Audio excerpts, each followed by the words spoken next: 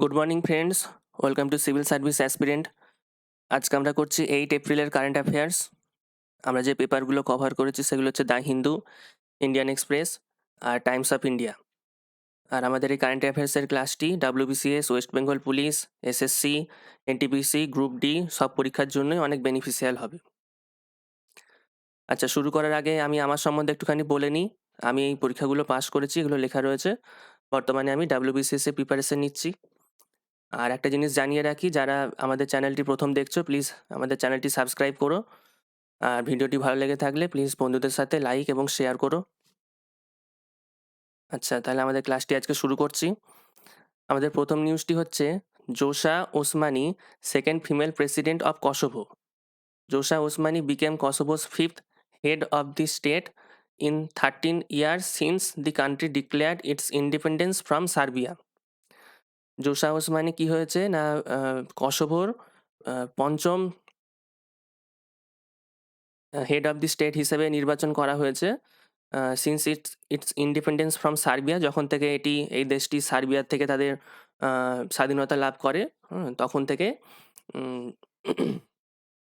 C also became the second woman to hold the post. তিনি হচ্ছেন দ্বিতীয় মহিলা যিনি এই পোস্টটি পেয়েছেন। এর আগে কেবলমাত্র একজন মহিলাই এই পোস্টে ছিলেন। Capital of Kosovo is Pristina. Capital হচ্ছে রাজধানী হচ্ছে কসোভোর প্রিস্টিনা, আর কারেন্সি হচ্ছে ইউরো। যেহেতু কসোভো হচ্ছে একটা ইউরোপিয়ান একটা কান্ট্রি, তোমরা এখানে ম্যাপে দেখতে পাচ্ছ কসোভো একটা ল্যান্ডলক কান্ট্রি। সাইডে এর রয়েছে Serbia, Montenegro, Albania, north Macedonia. ঠিক আছে, এই সার্বিয়ার থেকেই এই দেশটি স্বাধীনতা লাভ করেছে। অবশ্য পৃথিবীতে অনেক দেশই রয়েছে যারা কসোভোর এক্সিস্টেন্সটাই স্বীকার করে না। ঠিক আছে, আহ, অনেক সময় হয়তো ম্যাপেতে সার্চ করলে এটাকে পাওয়াও যায় না। তবে এখানে এর বাউন্ডারি দেখবে কসোভোর সাথে হালকা করে ছোট্ট করে দেয়া রয়েছে। এটা হচ্ছে একটা ইউরোপিয়ান কান্ট্রি। আচ্ছা, এর ক্যাপিটাল হচ্ছে প্রিস্টিনা, আর আমাদের এর হচ্ছে কারেন্সি হচ্ছে ইউরো। আচ্ছা, নেক্সট নিউজ হচ্ছে Ramkaran Verma ambassador to Gabon. Ramkaran Burma has been appointed as the next ambassador of India to the Republic of Gabon. Ramkaran ভার্মাকে অ্যাম্বাসাডার হিসেবে নিয়োগ করা হয়েছে কোথাকার না, গ্যাবন দেশটির। ক্যাপিটাল ইজ লিভারভাইল অ্যান্ড কারেন্সি ইজ ফ্র্যাঙ্ক। গ্যাবনের ক্যাপিটাল হচ্ছে, রাজধানী হচ্ছে লিভারভাইল, অ্যান্ড কারেন্সি সেখানকার টাকা হচ্ছে ফ্র্যাঙ্ক। তোমরা এখানে দেখতে পাচ্ছ গ্যাবন হচ্ছে আফ্রিকার পশ্চিম তটের একটি দেশ, একদম সাইডে রয়েছে। এখানে আমাদের আটলান্টিক মহাসাগর রয়েছে, তার গায়েতেই রয়েছে। গ্যাবনের ক্যাপিটাল হচ্ছে লিভারভাইল আর কারেন্সি হচ্ছে ফ্র্যাঙ্ক। আচ্ছা, আমাদের নেক্সট নিউজ হচ্ছে Sikkim government launches scholarship programme. The government of Sikkim has become the first state in the country to launch its monthly micro scholarship program for school students. Sikkim government কি করেছে, তাদের school স্টুডেন্টদের জন্য তারা একটি স্কলারশিপ প্রোগ্রাম শুরু করেছে।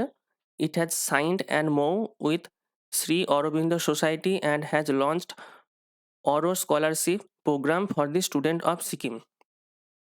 এর কারণে তারা কাদের সাথে কোলাবোরেশন করছে না, অরবিন্দ সোসাইটি, তাদের সাথে তারা সিকিম গভর্নমেন্ট কোলাবোরেশন করে অরো স্কলারশিপ নামে একটি প্রোগ্রাম তারা চালু করেছে তাদের স্কুল স্টুডেন্ট যারা রয়েছে রাজ্যে তাদের জন্য। নেক্সট নিউজ হচ্ছে Prithvi Shaw brand ambassador of sports exchange. Sports exchange, one of the fastest growing addition to the fantasy sports landscape in India, has roped in Prithvi Shaw as its brand ambassador. Sports exchange, এটা কিনা একটা fantasy games, মানে যেগুলো তোমরা জানো যে ওই Dream11 এইসব ধরনের যে প্ল্যাটফর্মগুলো হয়, স্পোর্টস এক্সচেঞ্জ সেরকমই একটা প্ল্যাটফর্ম। তারা কি করছে না, পৃথ্বী শকে তাদের ব্র্যান্ড অ্যাম্বাসাডার হিসেবে নিয়োগ করেছে। Prithvi Shaw recently became the first batsman to score 800 runs in a single season of the Vijay Hazare Trophy. Prithvi শ প্রথম ব্যাটসম্যান হিসেবে বিজয় হাজারে ট্রফিতে 800 রান সিঙ্গেল সিজনে স্কোর করেছেন। আচ্ছা, আমাদের নেক্সট নিউজ হচ্ছে Robert মুন্ডেল passes away. Robert Mundell, the Nobel Prize winner and supply-side economist who was considered the intellectual father of the euro, passed away. Robert Mundell, যিনি কিনা একজন নোবেল প্রাইজ উইনার ছিলেন, একজন economist ছিলেন, যাকে কিনা জনক হিসাবে মনে করা হতো কিসের? না সাপ্লাই সাইড ইকোনমিক্স, ঠিক আছে? তাকে সাপ্লাই সাইড ইকোনমিক্সের জনক হিসাবে মনে করা হতো, আর তাকে ইন্টেলেকচুয়াল ফাদার হিসাবে মনে করা হতো। ইউরো যে কারেন্সিটা তার। তিনি রিসেন্টলি মারা গেছেন। Mundell won the Nobel prize in economics in 1999 for his theory that flexible markets are necessary for a single currency zone to succeed. তার থিওরি হিসাবে 1999 সালে তার থিওরি যেটা তিনি দিয়েছিলেন, ফ্লেক্সিবল মার্কেট নেসেসারি কিসের জন্য? না একটা সিঙ্গেল কারেন্সি যাতে সাকসিড করতে পারে একটা মার্কেটে, সেই কারণে তিনি এই থিওরিটা দিয়েছিলেন, যার কারণে 1999 সালে তাকে নোবেল প্রাইজ দিয়ে ইকোনমিক্সের ফিল্ডে নোবেল প্রাইজ দিয়ে তাকে সম্মানিত করা হয়। তারপর আমাদের নেক্সট নিউজ হচ্ছে SECI to set up 50 megawatt solar project in Leh. Union territory administration, Leh hill council and solar energy corporation of India, SECI এর তাহলে ফুল ফর্মটা হচ্ছে solar energy corporation of India. তারা কি করছে? Signed and MoU to set up and 50 megawatt solar power project at Taru in Leh district. Solar council যে কর্পোরেশনটা রয়েছে তারা কি করছে? লেহ যে ইউনিয়ন টেরিটরি রয়েছে, যেটা কিনা লাদাখের আন্ডারে রয়েছে, তাদের সাথে কোলাবোরেশন করে 50 মেগাওয়াটে তারা একটা তারু ডিস্ট্রিক্টে কি করছেন? একটা সোলার পাওয়ার প্রজেক্ট এস্টাবলিশ করছে। Ladakh has a potential of 33 gigawatt of renewable energy to contribute nation's effort in reducing carbon emission. Solar energy জানো যে একটা রিনিউয়েবল এনার্জি। তো আমাদের দেশ সেটাকে এখন হেভিলি প্রমোট করছে কিসের কারণে? যাতে করে আমাদের যে কার্বন এমিশন রয়েছে সেটাকে তারা কমাতে পারে। তো সেই ক্ষেত্রে লাদাখের পোটেনশিয়াল রয়েছে 33 গিগাওয়াট রিনিউয়েবল এনার্জি, যেটা কিনা তারা প্রডিউস করতে পারবে, ঠিক আছে? সেই স্টেপেতেই তারা এগোচ্ছে। আমাদের নেক্সট নিউজ হচ্ছে Adani crosses 100 billion in market value. Billionaire Gautam Adani led Adani Group became India's third conglomerate to cross 100 billion market capitalization. Gautam আদানির যে কোম্পানিটা রয়েছে, যেটা কিনা আদানি গ্রুপ, তারা কি করছে? না 100 বিলিয়নের যে মার্কেট ক্যাপিটালাইজেশনটা সেটাকে তারা ক্রস করছে। Earlier the Tata group and Mukesh Ambani led Reliance Industries have achieved this milestone. এর আগে আদানি গ্রুপের আগে টাটা গ্রুপ এবং মুকেশ আম্বানির যে রিলায়েন্স ইন্ডাস্ট্রিজ, তারা এই মাইলস্টোনটি অ্যাচিভ করেছে। Haryana allots 140 acre land to Flipkart. আমাদের নেক্সট নিউজ হচ্ছে the Haryana government has approved the allotment of 150 acres of land to ecommerce major Flipkart for setting up its largest fulfilment centre in Asia. এশিয়ার সব থেকে বড় fulfilment centre বলতে একটা জায়গা যেখানে কিনা ফ্লিপকার্ট কি করছে? তাদের পুরো যে সব স্টক রয়েছে সেগুলো তারা একটা জায়গায় রাখতে পারবে, সেরকম একটা এরিয়া, যেটা কিনা 140 একরের ওপরে তৈরি হচ্ছে। সেটাকে তারা ফ্লিপকার্ট বানাচ্ছে কোথায়? না হরিয়ানাতে, যেটা কিনা এশিয়ার সব থেকে বড় তাদের সেন্টার হবে। The government allotted an area of 3 million square feet in Patli Hajipur in Gurugram district.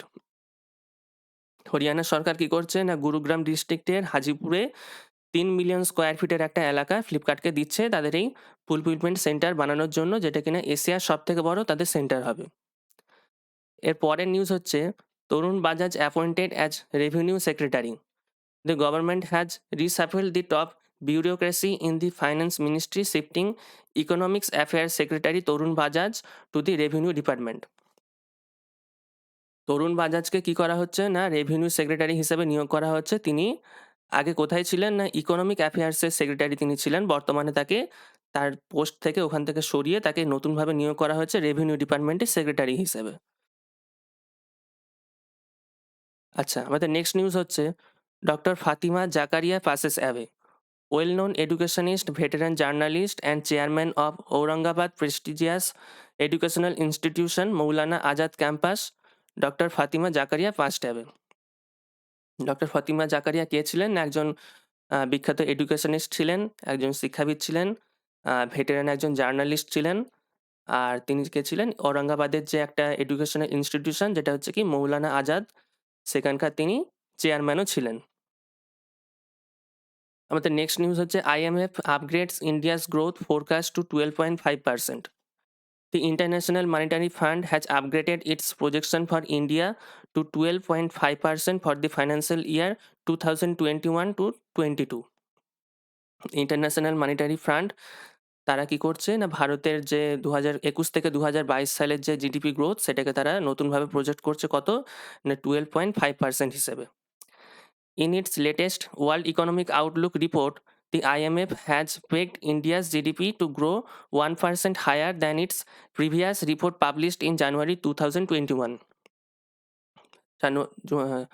জানুয়ারি মাসে 2021 সালে আইএমএফ যে একটা গ্রোথ রেট ভারতের জন্য দিয়েছিল, ভারতের জিডিপির জন্য, তার থেকে তারা বর্তমানে আবার 1% গ্রোথ রেট বেশি ঘোষণা করছে। IMF has also said that inflation will taper down to 4.9% in the current financial year.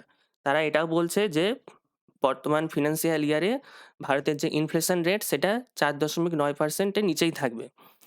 IMF এর হেডকোয়ার্টার জানো, যেটা কিনা ওয়াশিংটন ডিসিতে রয়েছে, নিউ ইয়র্কে। এরপর হচ্ছে কি centre অ্যাপয়েন্টস new secretaries. The center has appointed new secretaries in different departments and ministries. Ganesh Kumar has been appointed as Secretary of Ministry of Parliamentary Affairs. Ganesh Kumarকে কোথায় নিয়োগ করা হয়েছে না secretary of ministry of parliamentary অ্যাফেয়ার্সের। Ali Raja Rijvi will be the new secretary of the Department of Public Enterprises. Ali রাজা রিজভিকে public enterprises এই ডিপার্টমেন্টে নতুন সেক্রেটারি হিসেবে নিয়োগ করা হয়েছে।